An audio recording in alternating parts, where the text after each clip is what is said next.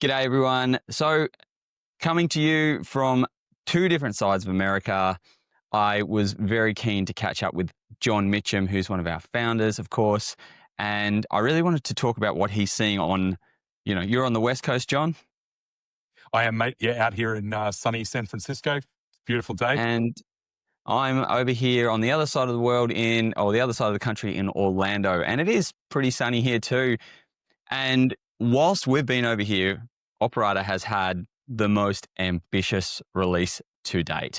And so I wanted to pick your brains, given we're both over here at various conferences, just to get a sense of, what you're seeing. But before we do that, maybe you could just unpack a little bit about this release. You're the guy to ask. So unpack the release a little bit for us if we can. Yeah, sure. So, I mean, I guess fundamentally in the Maestro release, like you said, it was our most ambitious release yet.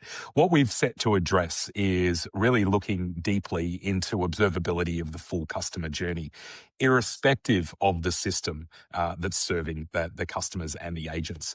And so what does that mean? That really means that we're looking at, how we follow a customer interaction through multiple parts of the customer journey, which is now exploding, as you know, in terms of the number of hops that customers might take on the number of systems that might be, hooked in to try to service them in the way that a human agent could. So you've got the voice bots, agentic flows, AI agents. You've obviously got your LLMs, you've got speech to text, text to speech, then you've got your CCaaS platform. There is more than ever before to go wrong, but also there's a lot of innovation happening as well. And what helps people innovate more is clarity, understanding more about the customer journey, understanding the flows, understanding the hops that this customer takes, where things are working well and where things aren't. And so the Maestro release really was three core parts. The first part was a customer journey trace. And again, that's the way that we assemble or view a customer journey in a flame graph sort of trace view to really help us stitch together those different components. That then is overlaid with insights so our customers can take decisive action both at an individual core level and an aggregate. I shouldn't say core, rather, I mean interaction. And the second part of the release was our updated CX Copilot. This is our natural language querying tool, and it is smarter than ever before with the advancements in AI over the last couple of years, especially. That's helped. What's really helped is the context that we pass into these models, and this is the area I think where customers are quite excited about understanding that Operata has a rich curated data set which can then be used as context to the models. Without context, it's just an LLM, right? It's just maths and it's just compute. And whilst it's super smart maths and super smart compute, it doesn't help us really understand what's happening under the covers without that context. So that's the second part. And, having customers able to query this, maybe these are customers that don't necessarily have contact center experience, or maybe their teams have been augmented over the years or changed over the years, so they've lost that specialist skill. This is where this tool really comes in handy. What's happening in my contact center today? Which BPO is performing the worst in terms of the call quality? What ISPs are giving me grief over the day? These sort of things that we can really help distill the information down to something that's quite actionable and truly insightful as to what's right and what's wrong in the interaction. And then the third part is around the MCP, the Model Context Protocol. And so I'm sure, this is a buzzword pretty well now it's as big as cloud and AI and agentic, and MCP is the latest kid on the block. But again, the C in MCP is the most important bit, context. And so with now with our data available to our customers' LLMs and our customers' models, the sky really is the limit in terms of what customers can do with the data, how they integrate it into their agentic flows, how they integrate it into their day-to-day business requirements. And what we're seeing with I guess what we're addressing and we're seeing seeing from this release, in terms of that MCP layer, is customers getting really inventive around the lines of business that are utilizing the data within their own business systems and tools. And so this is going way broader than the technology buyer or the IT persona, and we're now getting into the business, into the contact center executives, helping them understand, exactly what needs to be done to improve their customer experience and get that NPS flying, or whatever it is their metric is. And so that's the kind of wrap on the three. The three kind of core components of the release, and look, I guess, Luke, from enterprise to mid market, the feedback or response to the release has been the same.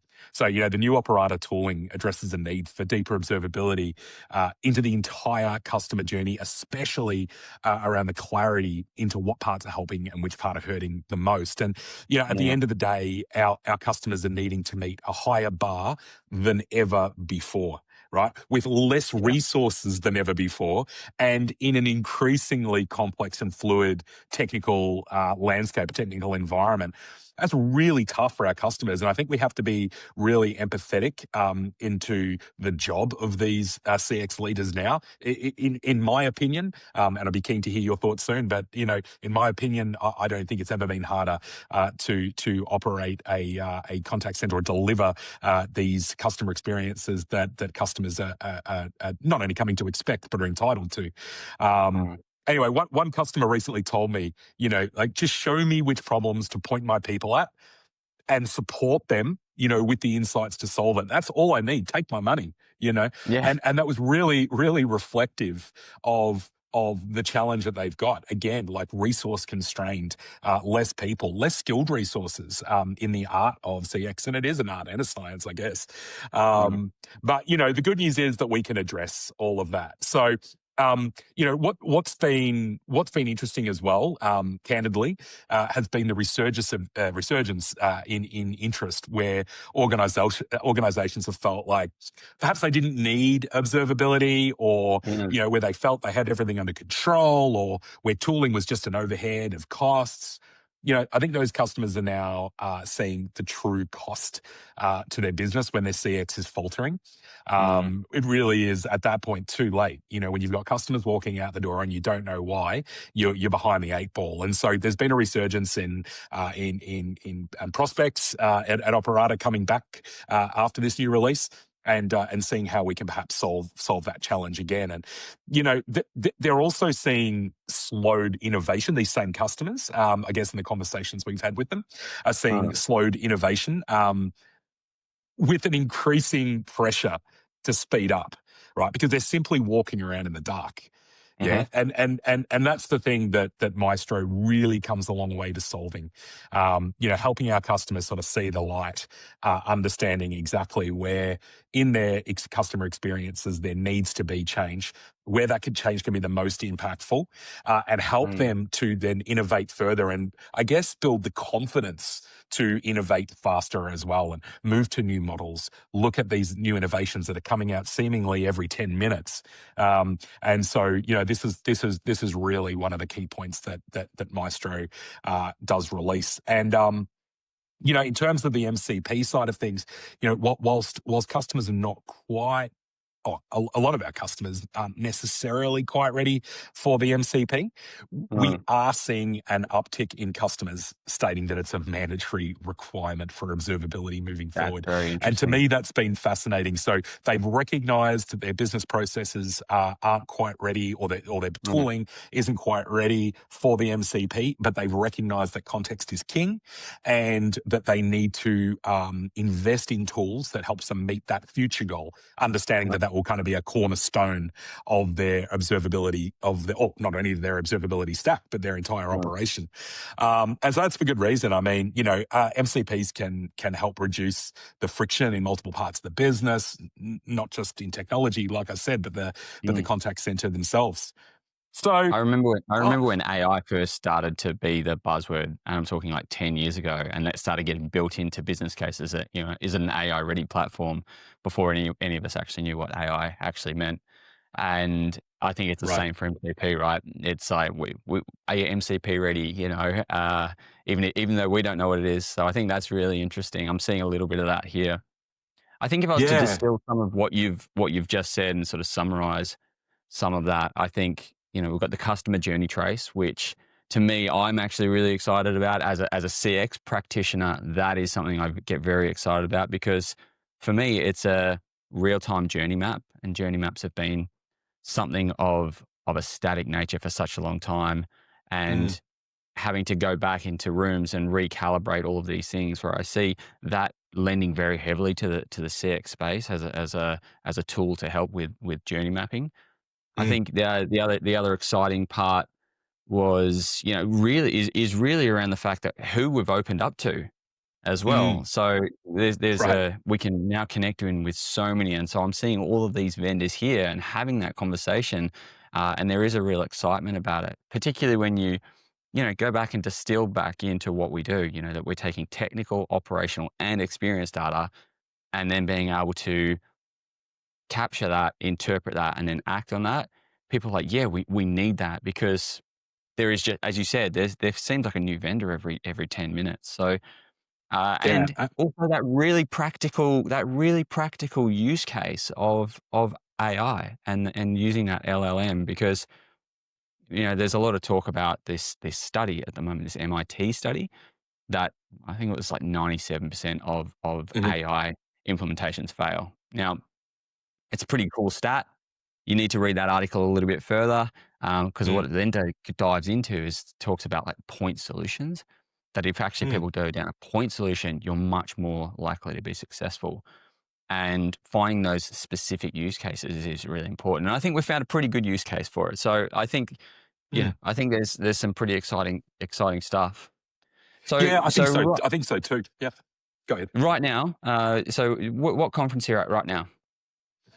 So I was at the AWS Partner Summit, Startup Partner Summit. So it's for the top 100 startups in their global ecosystem, and we get together to discuss all things startup within the AWS ecosystem. So things like marketplace, go to market, co-sell, accessing services and accessing teams within AWS to help them solve some of their customer challenges as well. And as you know, Luke, partnerships just so important to us at Yeah. Operata, and at the end of the day, partnerships are people games. So sometimes you've got to come to these things, and it's not they're I guess it's you get out of these conferences what you put in. I Mm, would say that's been my sort of take for over the last few years of attending CX events, which are all really relevant and really meaningful. And I think in a time where there's so much change, being connected and grounded in with your peers,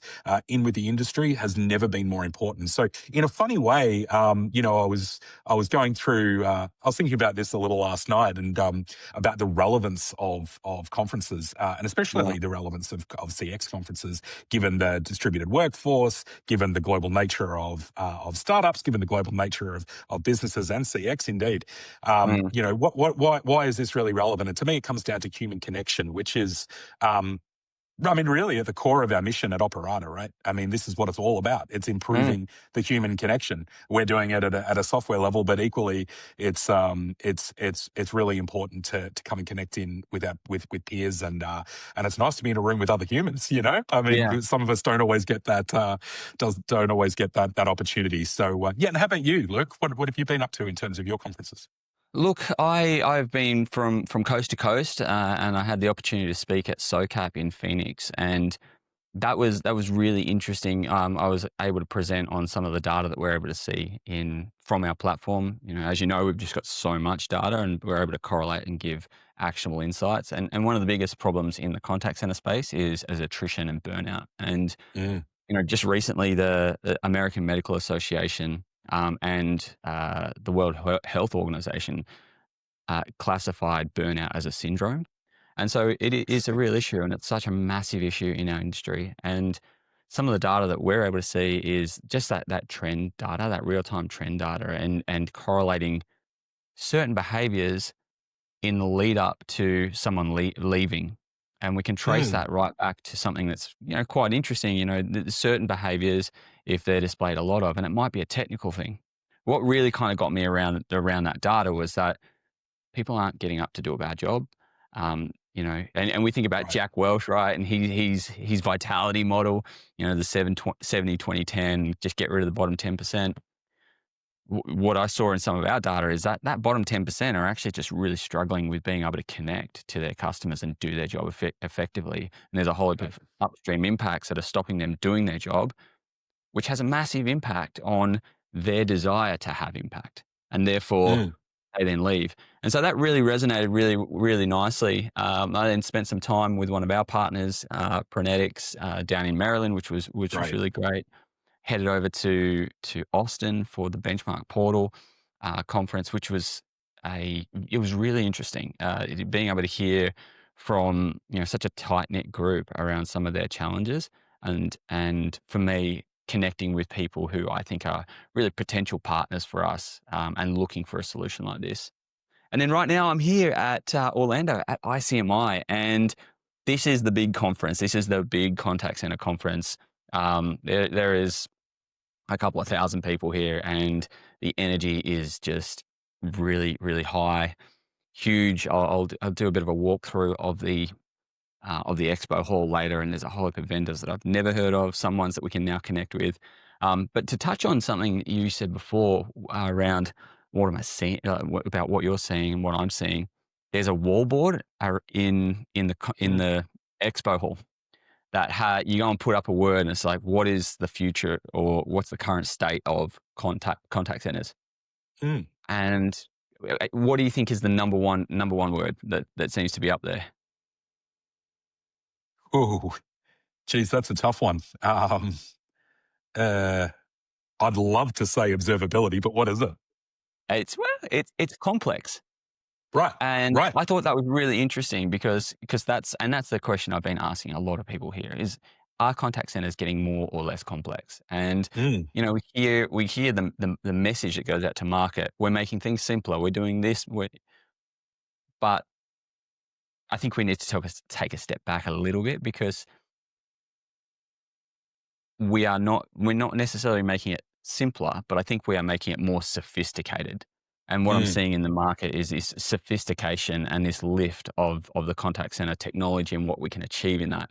But with that, with agentic AI, with new features constantly ending up in these CCaaS platforms, and this sophistication that we're seeing, it creates complexity. And so people are feeling that right now. They're a little overwhelmed by all of these different now mm, data points and streams. And how do we make sure they're working? And how do we make sure that handoff's happening? Is that mm, AI actually not hallucinating? Is it telling the right thing? Is it handing off to an agent when that needs to happen? mm. That is a new challenge that everyone is starting to grapple with. And I think it's a really exciting time for contact centers. I think it's a really exciting time for our industry, and I actually think it's a perfect time for observability to really, usurp our authority in being able to come in and show that, being able to show that we can collect, interpret, and act on all of that data and bring that together to give actionable insights. So yeah, it's been a really amazing conference for us. Yeah. Yeah, yeah, that is fascinating, and I guess it all comes down to these signals, right? There are Mm, signals everywhere, like you're saying about the burnout. mm. Burnout just doesn't happen No, overnight, does it? it's not a DNA thing; it's a desktop thing. It Oh, happens at the desktop, absolutely. not in the I like that. DNA. Yeah. Yeah, I really like that, and there are. I mean, frankly, I've had periods in the past of burnout. I'm sure most people have, being candid. But in those moments, in reflection of those moments, there has been these telltale signs along the way, Mm, and we can see some of that in the metadata mm, on everyday interactions. If you look at cohort analysis, rather than thinking about cohort analysis as a punitive approach, really. Some of our more, I guess, progressive customers are looking to those for the signals of, mm, well, why is agent A so dramatically different to agent B within that same group, the same organization, the same queues, the same tenure? But, and the same training, there has to be something more to it. But they're looking inwards rather than looking out Mm, at the agent. And that's what I mhm, guess, yeah, like I said, a lot of our more progressive customers are trying to achieve from the metrics. mm. That's not the technical use case that we started Operator No, for, right? This is far no. from it. But this is way more to the point of our mission of the Exactly. human connection. And so, Exactly. I'm really, really happy to lean into those specific use cases. And this goes beyond QA, it goes beyond QM and, traditional WFM. Mm. Those kind of tools and that methodology, I think, were kind of suited to the legacy contact center. Well, we're not in legacy contact center land anymore, right? And Exactly. Well, that's really interesting because there was a panel here yesterday morning around three different views. An organization that is 100% work from home, 100 another one that was hybrid, and one that was bring everyone back into the office. And you could really distinctly hear the three different opinions and challenges. But there is still this um, piece where people are still migrating over to the cloud, and that mm, surprised me a little bit that we're not quite that it's not at saturation point yet. And so there's a lot of right. people looking right now to say, how do we do this in a really measured, safe, but quick way? Because Mm. working from home, is and working hybrid is definitely the way to go for many organizations. But they're still looking to how do we actually tool up to actually enable that. Yeah. Yeah, absolutely. Bringing all those signals together, that's what matters the most. And back to the context again, another comment I'll make, I think about the changes is or changes in the industry and what we're seeing out with our customer base is again the customer readiness when it comes Mm, to knowledge bases, when it comes to internal processes.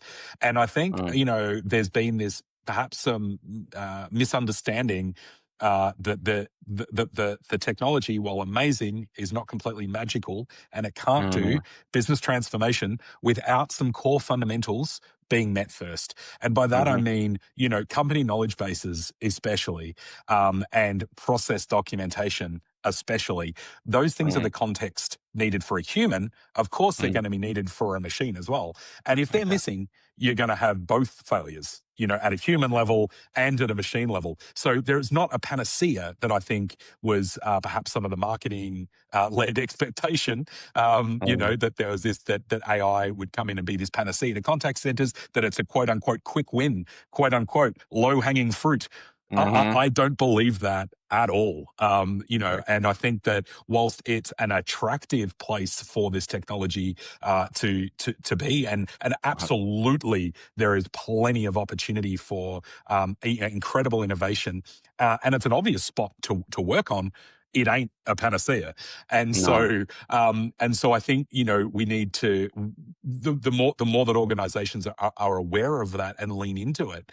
You're starting with what is now traditional lo-fi process documentation. If you have that and you've and Mm, you've got that in a place that's accessible to a bot, or mm, is accessible to your models, and adding that context into multiple layers, then yeah, this technology is going to help your people, which is in turn going to help your customers. And so, I think these are some of the fundamental building blocks. But again, even when you've got that in place, are they functional? Is it taking 5 seconds to retrieve a document? If it mhm. is, a customer's not going to sit in silence for 5 seconds while they're waiting. I mean, they might, but the experience isn't going to be amazing, right? And we'll get to see how that actually impacts on handoffs. If Mm, customers are waiting for too long, if they're frustrated at the latency, then are they then forcing a handoff to an agent? Are we actually then increasing the friction? Well, operators' job is to help answer those questions, provide the insights so we can get to that right area. Go and talk to your documentation team. The storage retrieval is too long. It's not a mm, problem for the LLM, or perhaps it is, but we'll be able to point you in that right direction, provide the mm. insights to help solve those challenges. But we can't, even Operator, as amazing as the software is, again, not magical. So organizations still need to be aware that they need to do the heavy lifting, and get prepared for the next evolution if they want to be part of it. Yeah, absolutely. And I feel like we are on the precipice. Yeah. Agreed. Yeah. Mate, lovely talking to you, Luke. It has been so good catching up. It's nice to know that there is someone else over here that's not that far away. It's been a long trip, but a very enjoyable Indeed. one and a very insightful one. I'm glad you're having an awesome time. To everyone who has been watching, thanks so much. I hope you found this interesting. And if you want to find out more about the new Maestro release, then head on over to operata.com. We have a blog that unpacks all of that, web pages galore that you can explore. Check out all the new integrations and the new features. And if you are excited by any of that, by all means, reach out to the team and we'd love to connect. Until next time, and as always, Uru. Thanks, Luke.